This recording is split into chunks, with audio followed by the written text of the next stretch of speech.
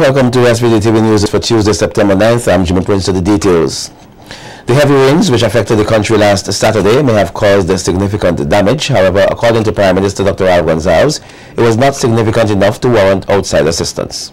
The floods which we had and landslides caused significant damage,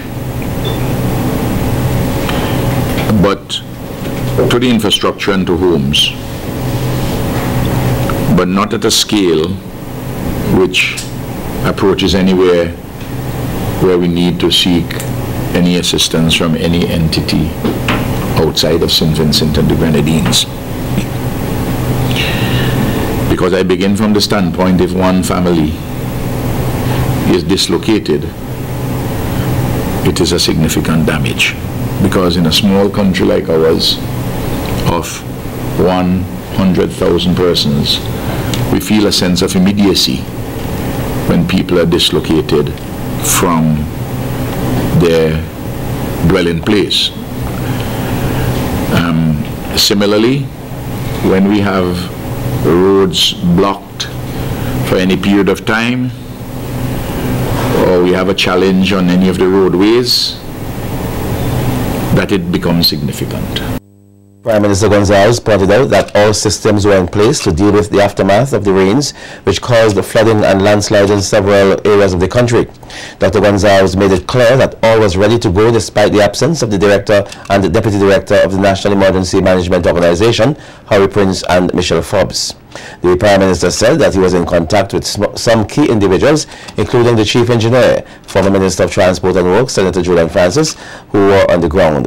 The Prime Minister further explained that he authorized for both Prince and Forbes to leave the country and that he took blame for their absence. He said that Prince, the Director, had gone to Grenada to participate in that country's 10th anniversary of the passage of Hurricane Ivan, and Forbes, the Deputy, had gone on training to Taiwan. As soon as the rains came and the morning of Saturday broke, all systems were mobilized. The Chief Engineer and I were in touch with each other. Minister Francis and I were in touch with each other. Permanent Secretary Pompey and I were in touch with each other. The Deputy Prime Minister, Gerlin Miguel, and we were in touch with each other. Howie Prince was in Barbados, awaiting coming here to St. Vincent because he had gone down to Grenada to do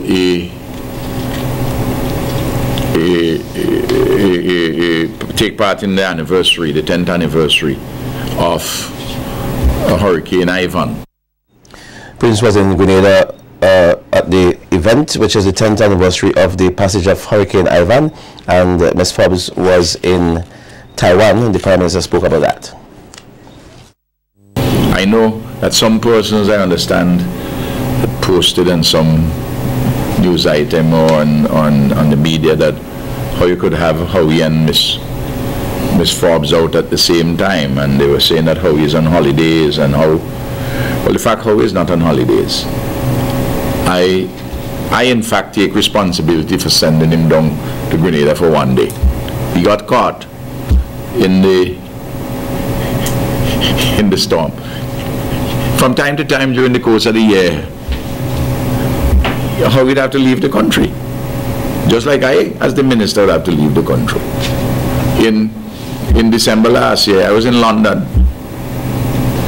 But the systems and structures are working, and Michelle Forbes, I approve for Michelle to go to Taiwan to strengthen her own capacity, which will redound to the advantage of NEMO. The new school year at the Intermediate High School is expected to begin next week. Prime Minister Dr. Gonzalez, in his capacity as Minister of Transport and Works, today said that he had received communication from the Ministry of Education that the fifth formers were not being affected and that orientation for the new students will take place this Friday. According to the Prime Minister, maintenance work at schools were done during the summer break. However, there were some delays which he says occurred from time to time. I always insist that by the time the school finishes, which is usually just around Carnival, that immediately after Carnival, work should begin. Unfortunately, you have delays now and again. Minister of Agriculture, Forestry and Fisheries, Saboto Caesar, says the entire staff in the ministry, along with the media, have an important role to play in ensuring that information as it relates to the World Trade Organization, sanitary and phytosanitary measures, gets out to the relevant stakeholders for its proper implementation. A two-day workshop to educate public servants on the agreement wrapped up here this afternoon, and tomorrow it will be the turn of other stakeholders. The farmer in Diamonds Village, in South Rivers, in Georgetown, in Chateaubriand, the fisherman who has just left from Port Elizabeth and is going off the coast of Isle de Cat.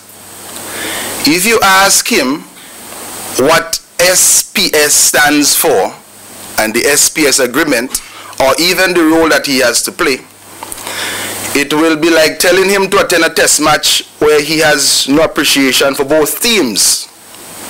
Of course, that's different.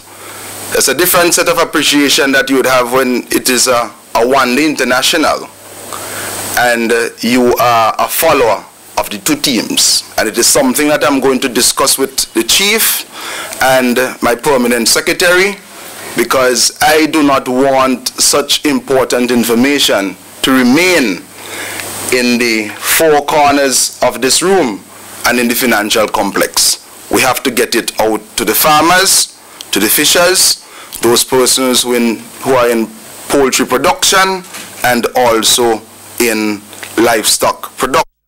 Meanwhile, Caesar says the sanitary and the phytosanitary measures are not divorced from this country, and it is time to begin the process of constant education for it to be integrated into the day-to-day lives of all stakeholders. Our farmers must show a better appreciation. Producers or agro-processors or traders and our policymakers. I take, for example, the simple issue of traceability.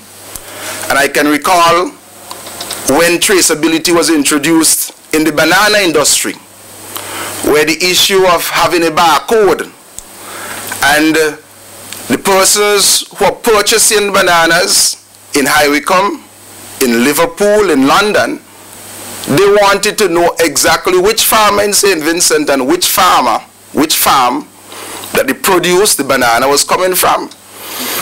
And it was faced with significant resistance in the initial stages. Why do I have to put my name on this? What does it concern the consumer? But we are living in a world where we are working to increase our standards, increase food safety, and I may also take another slant at observing the importance of the SPS agreement. It's not only to address the issue of trade and food safety, but critically, there is an aspect of litigation where persons in the private sector who will eventually sell, retail or wholesale these goods, if they are not in a position to state or to verify the sources of these goods, and that they would have done all within their means reasonably to ensure the safety of these goods, they can be open to significant litigation. The first of two riverbank stabilization exercises was carried out earlier today in the Connery area. The lands along the riverbank were severely affected by the December 2013 floods, including that of farmer Cornelius dos Santos, who will benefit from this stabilization exercise. Dos Santos described the venture undertaken by the Forestry Division in the Ministry of Agriculture and Forestry as a good one, which he says will protect farmlands for future generations. It wouldn't, not for me, but you know, who is behind of me, you know, would benefit. Because this river, you can't control it, you know, because the river come down all about here and it overflow its bank, right down here, so I just take a chance and plant this crop again. Senior Forestry Supervisor Cornelius Richards says following the December 2013 floods, the department became very concerned about the extent to which watersheds are being degraded. Hence, they embarked on the venture to get communities involved in taking action in regarding the management of rivers and the streams. As you look towards the river, you would see the extent to which erosion has affected this individual. And so we take it as a challenge and as part of our mission to assist in rehabilitating this area. We're currently planting vetiver grass, commonly known as kush kush. In our opinion, we think it's one of the cheapest and most effective ways of conserving soil. We're hoping that our efforts will be successful. And in addition to that, we are also putting in some coconuts to give the farmer some additional support by way of income, considering that he would have lost a significant part of his holding to the river. Most of the persons here today are members of the Forestry Department.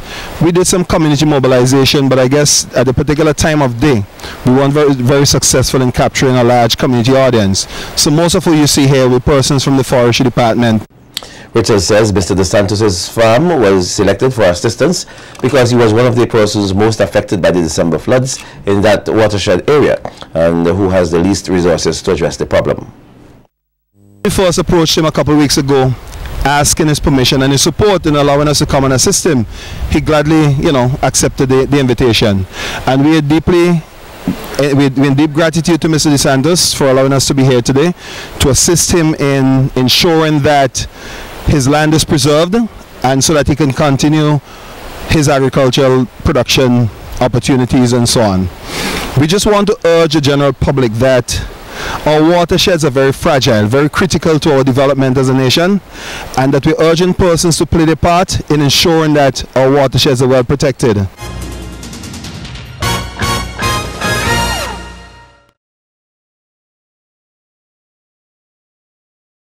Almost 9 months after the December 2013 floods, which caused the severe damage to sections of the Milton Cato Memorial Hospital, the health institution continues to receive assistance. Earlier today, the St. Vincent Brewery Limited handed over a quantity of equipment and supplies to Hospital Administrator Grace Walters. She expressed appreciation for the items, which she says is worth some $20,000 US. Among the donations received by the Ministry of Health, Wellness and the Environment are a Daptone fetal monitor, reusable SpO2 machines, we have pulse oximeters, we have suction units, and these are various numbers, and there are other supplies that were also donated. So we are very thankful for this donation, and we just want to say how very appreciative we are to the St. Vincent Brewery Limited, and we're overwhelmed. As you can see, I'm lost for words. We are just overwhelmed with the donation. Regional Commercial Manager of the St. Vincent Brewery Limited, Shafia London Williams, pledged the firm's commitment to the development of St. Vincent and the Grenadines and says in times of disaster it is important that assistance is provided from the corporate sector.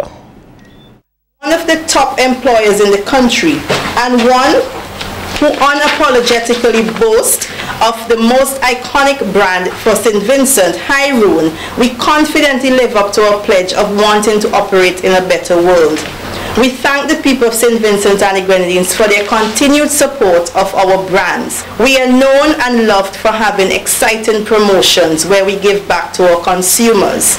But there's no better way to say thank you and of giving back than in a time of need and to give where the impact will be felt. Minister of Health, Wellness and the Environment, Clayton Bergen, thanked the brewery for its donation, which he says will be put to good use. We are always looking for collaboration and contribution and assistance from corporate society, individuals, group organization, other countries and other organizations in St. Vincent and the Grenadines and elsewhere.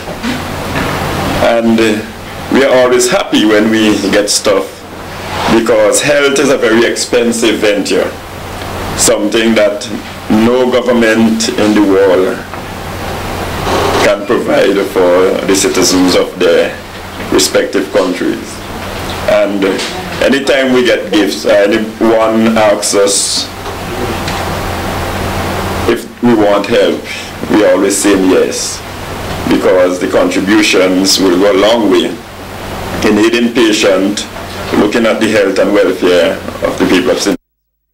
In other news, Vincentian lawyer and writer Cecil Blazer Williams last evening launched his first novel entitled Memories of the Hibiscus.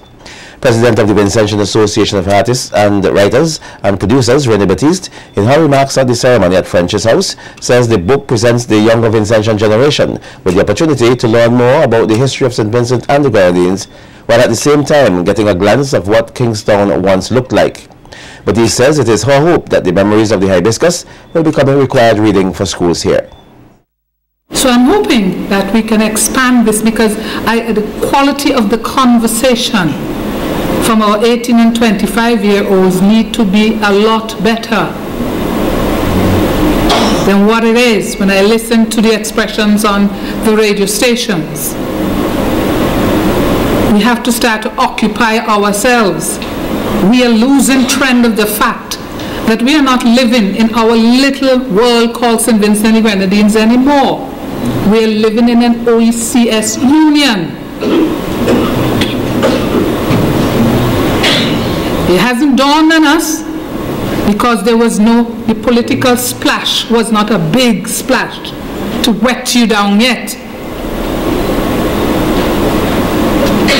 And we need to gravitate to the historical, cultural, and political background in this book, because it will teach you a lesson. And the Prime Minister, Dr. Ralph Gonsalves, in presenting a brief overview of the book, described the novel as a splendid historical piece. Set largely in the first 35 years of the 20th century in St. Vincent, Urimi. In beautiful evocative language, oft reminiscent of a playwright, Blazer has mapped skillfully the contours of colonialism and plantation society and popular resistance to them. Within that frame, Blazer's characters reflect the hubris of colonial and plantocratic authority, the twin constants of class and race, personal pain and suffering, love and redemptive grace. In the process, we get more than a glimpse of the folk and the makings of our Caribbean civilization and its Vincentian Urimi dimension. Memories of the Hibiscus is a masterful piece of creative writing lodged in real history. It is a treasured addition to the storehouse of Caribbean literature. Meanwhile, the author Cecil Blazer Williams says the novel got started in the 1970s and he's at the moment working on another book. Ethel became very curious to know about the story of Nanny Girl, because she learned that the story was about her great-grandfather, Marcus Mason. Moreover, she was told that Nanny Girl always wore a red hibiscus in her hair, as she did. She decided that she would ask her grandfather, Mr. Jones, about it. Mr. Jones was laying back on a low wooden easy chair. The strips of wood from which it was made were thin and flat. It could be easily folded and put out of the way when not in use. It was a Saturday afternoon. He had returned home after a long day on Pushet's estate and had decided to relax in the drawing room. And the Prime Minister, Dr. Ralph Gonsalves, is of the view that not enough is being done in the teaching of literature and history in schools here. Just over 1,560 students in 26 secondary schools wrote the CXC exams. 282 of them took history. You hear that statistic?